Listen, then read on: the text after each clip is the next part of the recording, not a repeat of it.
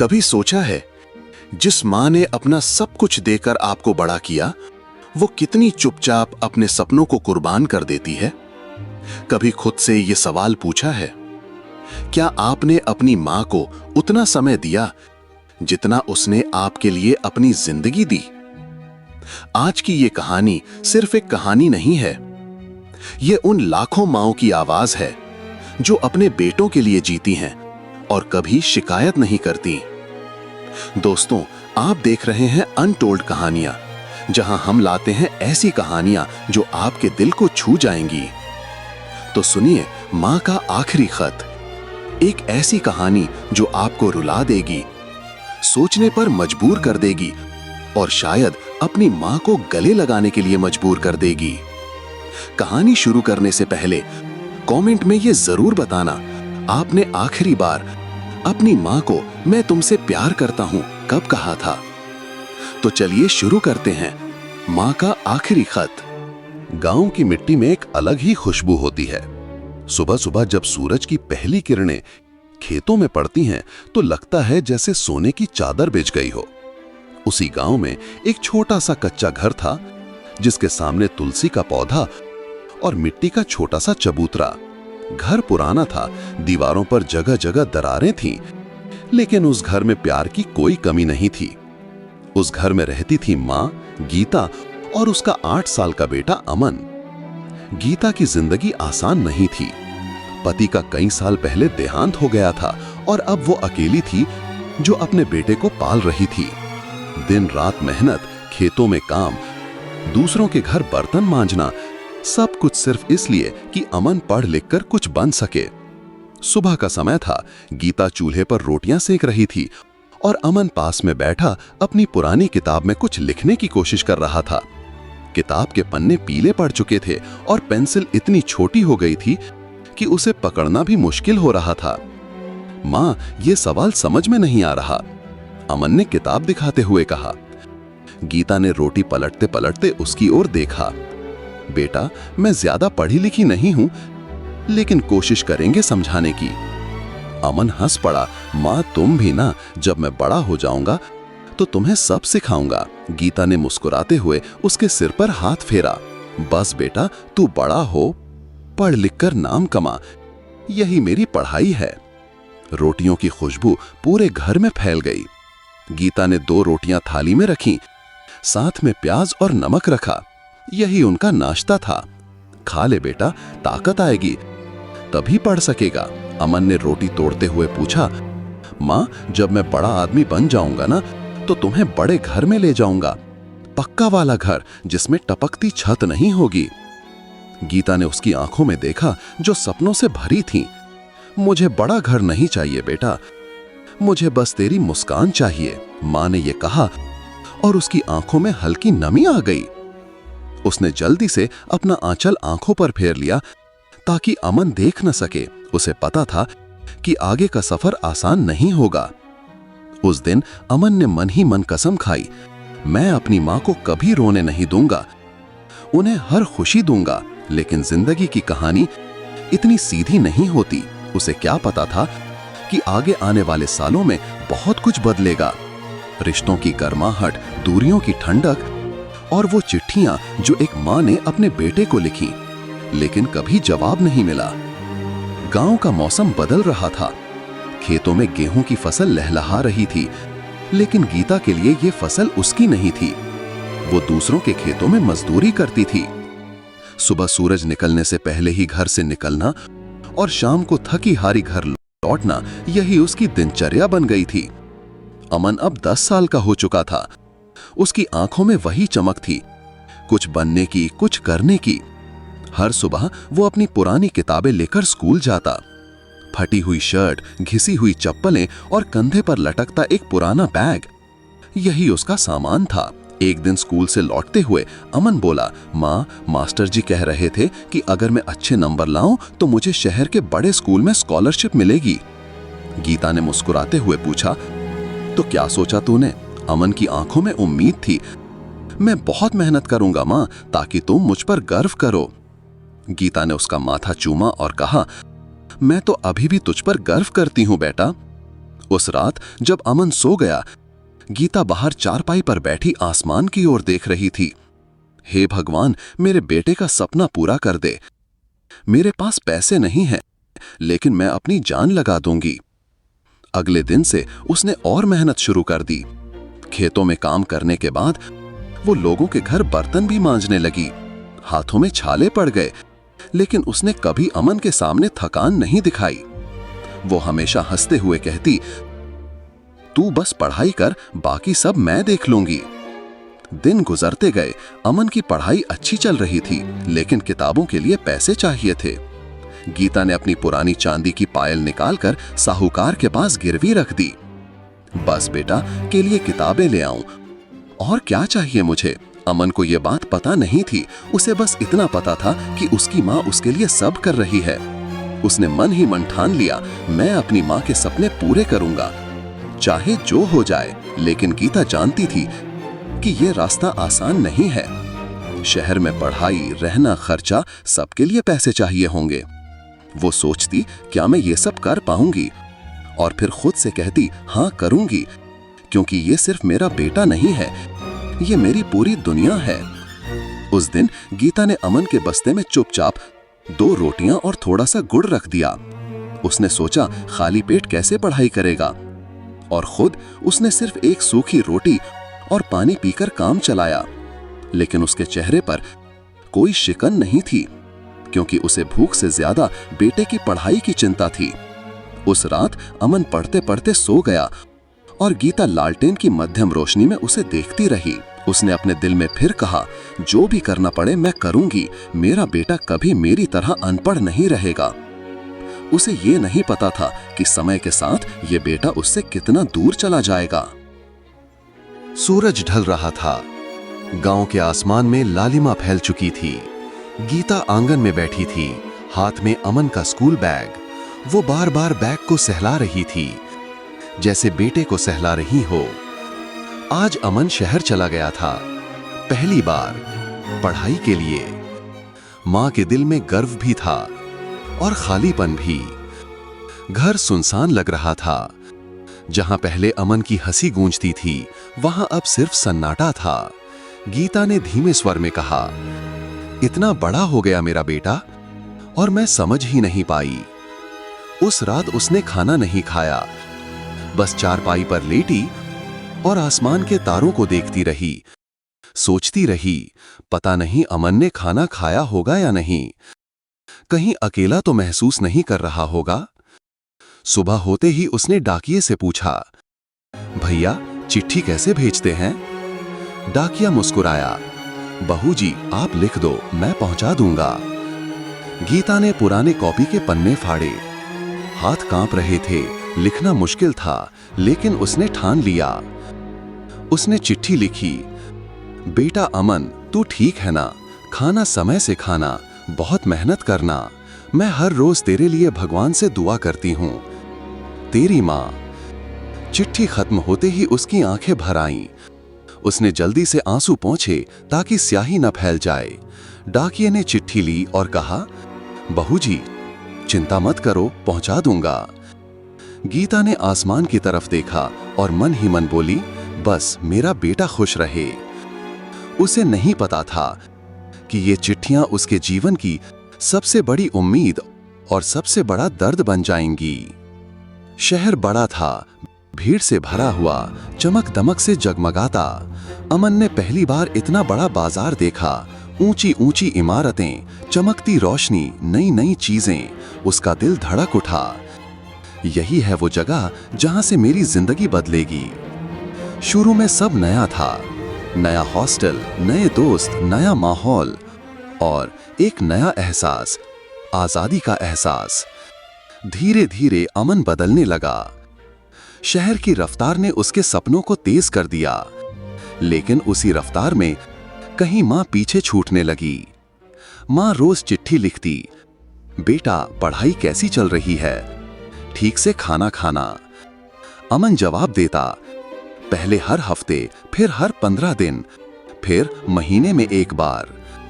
मां इंतजार करती रहती, हर शाम डाकिये की राह देखती, शायद आज चिट्ठी आएगी।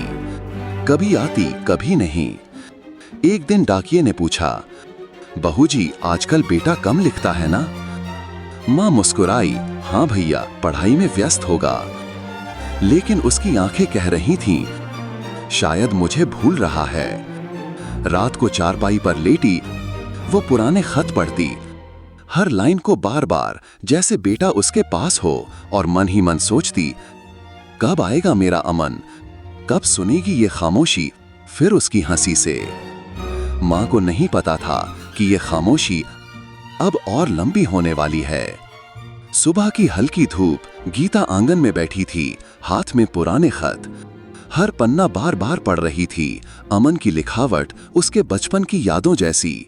माँ मैं ठीक हूँ, आप चिंता मत करो, यही लाइन बार बार पढ़ती, हर बार उसकी आंखें भर आती। पिछले 2 महीने से कोई चिट्ठी नहीं आई थी। गीता का दिल बेचैन था, क्या अमन ठीक है, कहीं बीमार तो नहीं? डाकिया आता, हर बार वो पूछती, भैया कोई चिट्ठी आई? डाकिया सिर हिला देता, नहीं बहू जी। गीता मुस्कुरा देती, लेकिन उस मुस्कान के पीछे गहरी चिंता छिपी होती। वो खुद से कहती, शायद पढ़ाई में व्यस्त होगा, बड़ा आदमी बन रहा है मेरा बेटा। लेकिन मन मानता नहीं था। रात को नींद नहीं आती, आंगन में चारपाई पर लेटकर आसमान देखती, तारे गिनती और सोचती, कौन सा तारा मेरे अमन के कमरे के पास चमक रहा होगा। धीरे धीरे गीता की तबीयत बिगड़ने लगी, कमजोरी बढ़ रही थी, काम करते करते सांस फूल जाती। लेकिन उसने किसी को नहीं बताया, ना ही अमन को। वो नहीं चाहती थी कि बेटा परेशान हो, वो चाहती थी अमन सिर्फ पढ़ाई पर ध्यान दे। सूरज ढल रहा था, आसमान लाल हो गया था। गीता दरवाजे पर खड़ी थी, नजरें सड़क पर टिकी थीं। शायद डाकिया आएगा, शायद अमन की चिट्ठी आएगी। सड़क खाली थी, धीरे धीरे अंधेरा छा गया। डाकिया नहीं आया। गीता ने लंबी सांस ली और अंदर चली गई।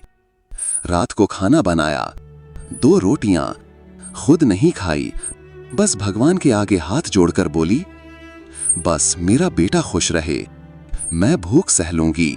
चारपाई पर लेटते हुए उसने पुराने खत फिर से खोले, अमन की लिखावट को अपने सीने से लगाया और आंखें बंद कर लीं। मन ही मन बोली, कब आएगा मेरा अमन।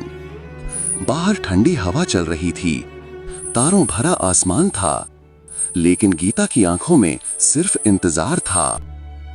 शहर में अमन की जिंदगी बदल चुकी थी। कॉलेज खत्म हुआ, अच्छी नौकरी मिल गई, नए कपड़े, नई सोसाइटी, नई पहचान। लेकिन एक चीज धीरे धीरे पीछे छूट रही थी, माँ। अब न चिट्ठियां आती थीं, न फोन, कभी कभी महीनों बाद एक छोटा सा कॉल, माँ मैं ठीक हूं, काम बहुत है, इतना कहकर जल्दी में फोन काट देता। हर बार मुस्कुराकर कहती, ठीक है बेटा, भगवान तुझे खुश रखे। और फिर फोन रखते ही उसकी आंखों से आंसू गिरते। गांव में एक दिन हड़कंप मच गया। पड़ोसी औरत दौड़ती हुई आई, बहू जी सुना तुमने, अमन की शादी हो गई। गीता चौंक गई, उसके हाथ से लोटा गिर गया। क्या? औरत बोली, हाँ, शहर में ही हुई, लड़की भी अच्छी है, बड़े घर की। गीता के होंठ सूख गए, दिल जोर से धड़कने लगा। उसने कुछ नहीं कहा, बस धीरे धीरे अंदर चली गई। कमरे में जाकर चारपाई पर बैठ गई। आंखों में पानी था, लेकिन उसने रोया नहीं, बस आसमान की तरफ देखा और बुदबुदाई, बेटा खुश है ना? तो मैं भी खुश हूं। उस रात उसने खाना नहीं खाया, बस भगवान के आगे हाथ जोड़कर बोली, मेरे बेटे को सुखी रखना। अगले दिन उसने अमन को फोन किया। काफी देर तक घंटी बजती रही, फिर आवाज आई, हेलो मां, मैं मीटिंग में हूं, बाद में बात करता हूं। और फोन कट गया। गीता के होंठ कांप उठे, वो कुछ कह भी नहीं पाई। दिल में लाखों सवाल थे, कैसी है मेरी बहू, क्या उसने मेरा बेटा खुश रखा है, क्या एक दिन वो मुझे देखने आएगा। उसने फिर से एक चिट्ठी लिखी, हाथ कांप रहे थे, स्याही धुंधली पड़ रही थी, लेकिन उसने लिखा, बेटा अमन, तेरी शादी की खबर सुनी, बहुत खुशी हुई, बहू का ध्यान रखना, उसको कभी अकेला मत महसूस होने देना, तू मेरा सपना है बेटा, तेरी मां। चिट्ठी लिखते लिखते उसकी आंखें भर आईं। उसने जल्दी से आंसू पोंछे ताकि स्याही ना फैल जाए।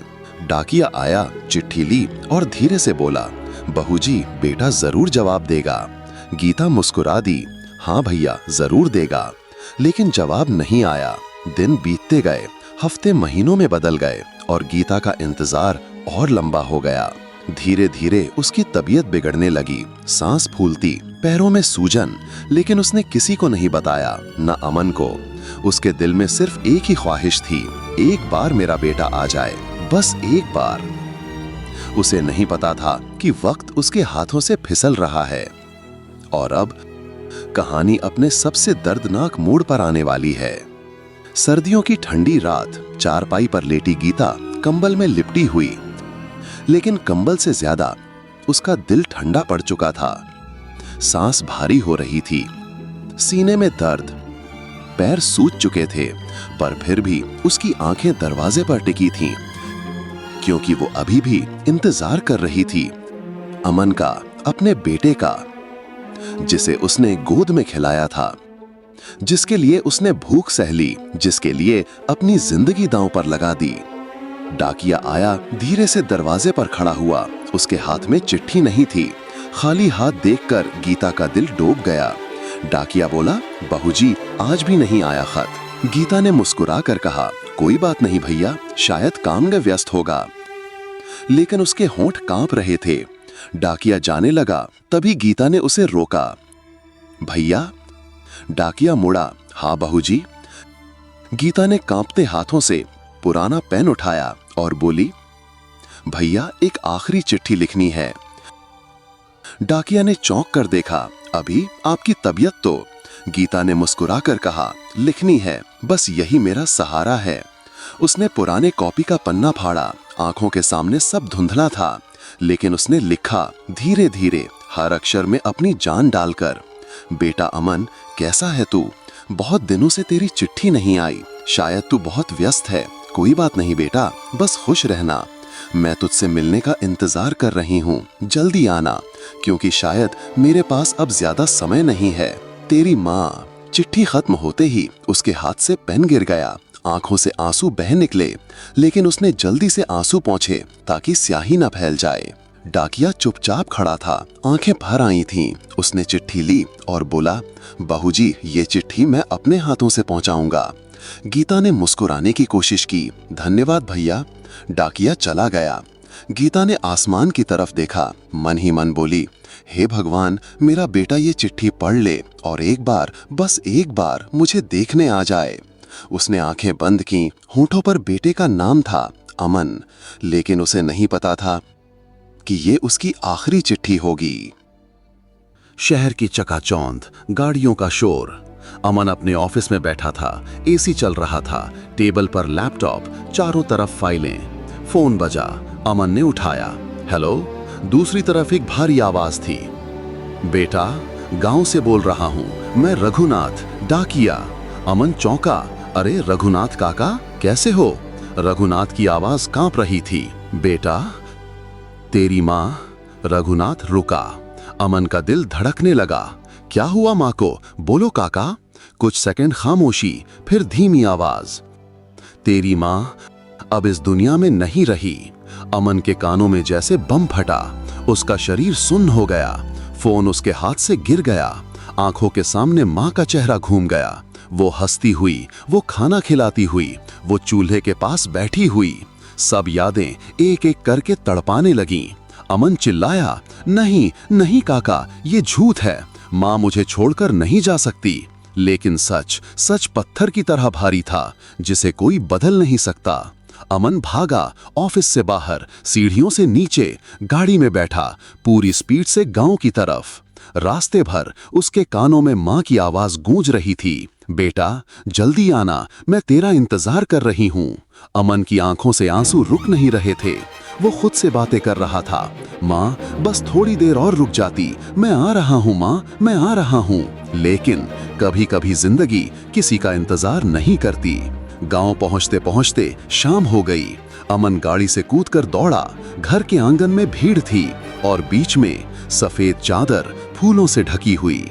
अमन के पैर थम गए, सांस रुक गई। उसकी आंखें उस सफेद चादर पर टिक गईं और फिर चीख निकल गई, माँ। लोग उसे पकड़ते रहे लेकिन वो टूट चुका था। वो माँ के पास बैठ गया, उसका ठंडा हाथ पकड़ लिया, रोते हुए बोला, माँ उठो ना माँ, देखो मैं आ गया, आंखें खोलो माँ, बस एक बार। लेकिन माँ अब कभी नहीं उठने वाली थी। उसने माँ का चेहरा चूमा, आंखों से आंसू झर रहे थे और उसकी नजर पड़ी एक पुरानी चिट्ठी पर जो माँ ने लिखी थी, बेटा जल्दी आना, मेरे पास ज्यादा समय नहीं है। अमन चिल्लाया, मुझे माफ कर दो माँ, मुझसे गलती हो गई, मैं तेरे साथ नहीं था जब तुझे मेरी सबसे ज्यादा जरूरत थी। पूरा गांव रो रहा था लेकिन अमन का दिल जिंदगी भर रोता रहने वाला था। अमन अब खामोश था, उसकी आंखों से आंसू रुकने का नाम नहीं ले रहे थे। आंगन में चिता जल रही थी, माँ की देह अग्नि को समर्पित हो रही थी, लपटें उठ रही थी, धुआं आसमान में घुल रहा था और अमन का दिल हर लपट के साथ जल रहा था। उसकी नजर बार बार उस जगह पर जा रही थी जहां माँ बैठकर उसके लिए रोटी बनाती थी, जहां उसने पहली बार पढ़ाई शुरू की थी, जहां माँ ने हर वक्त कहा था, बेटा पढ़ लिख कर बड़ा आदमी बनना। लेकिन आज उस बड़ी कामयाबी का क्या मतलब था जब माँ उसे देखने के लिए नहीं थी। लोग धीरे धीरे चले गए, रात का अंधेरा छा गया। अमन घर के उस छोटे से कमरे में बैठा था। कमरे में माँ के कपड़े रखे थे, चारपाई पर उसकी पुरानी साड़ी पड़ी थी, दीवार पर टंगी हुई थी वो पुरानी फोटो जिसमें माँ मुस्कुरा रही थी। अमन ने उस फोटो को उठाया, उससे लिपटकर रोने लगा, माँ मैंने तुझे खो दिया, तेरी हर चिट्ठी मैंने पढ़ी पर देर से। तभी उसकी नजर पड़ी एक नोटबुक पर, वो माँ की लिखावट थी। उसमें लिखा था, जब मेरा बेटा बड़ा आदमी बनेगा तो मैं उसके लिए एक बड़ा घर बनाऊंगी जहां वो मुझे अपने पास रखेगा। अमन की आंखों से और आंसू निकल पड़े। उसने जोर से कहा, माँ अब ये घर बनेगा, तेरे नाम से बनेगा और इसमें हर गरीब बच्चे को पढ़ाई मिलेगी। कोई भी बेटा अपनी माँ से दूर रहकर पछताए नहीं। उसने प्रण लिया, तेरे सपने को पूरा करना ही मेरी जिंदगी का मकसद होगा। कुछ महीने बाद गांव में एक बड़ी इमारत खड़ी थी। उसके ऊपर लिखा था, माँ सरस्वती विद्या मंदिर। अमन ने माँ की फोटो लगाई, फूल चढ़ाए, आंखें बंद करके कहा, माँ आज तू मेरे पास है, तेरी गोद में नहीं बैठ पाया पर तेरी गोद जैसा ये स्कूल तेरे नाम पर है। गांव के बच्चे स्कूल आने लगे। हर गरीब बच्चा जिसकी माँ खेतों में मेहनत करती थी अब पढ़ रहा था, क्योंकि अमन ने ठान लिया था, कोई माँ अधूरी उम्मीद लेकर न जाए। और तब अमन ने आसमान की तरफ देखा। बादलों के बीच उसे लगा माँ मुस्कुरा रही है और कह रही है, शाबाश बेटा। इस कहानी से दोस्तों मेरा तो दिल भर आया, लेकिन ये कहानी हमें सिखाती है माँ का प्यार सबसे बड़ा होता है। दुनिया में चाहे जितनी बड़ी सफलता पालो, लेकिन माँ को समय देना सबसे जरूरी है, क्योंकि एक बार माँ चली गई तो सिर्फ पछतावा रह जाता है। दोस्तों ये कहानी सिर्फ अमन और उसकी माँ की नहीं है, ये उन सब की है जिन्होंने अपने माता पिता को इंतजार कराया। अगर आपकी माँ जिंदा है तो अभी जाकर उन्हें गले लगाइए, क्योंकि कल शायद बहुत देर हो जाए। कमेंट में बताइए आपने आखिरी बार अपनी माँ को आई लव यू कब कहा था। अगर कहानी दिल को छू गई तो इसे शेयर कीजिए और सब्सक्राइब कीजिए अनटोल्ड कहानियाँ, जहाँ हर कहानी आपके दिल में उतर जाएगी।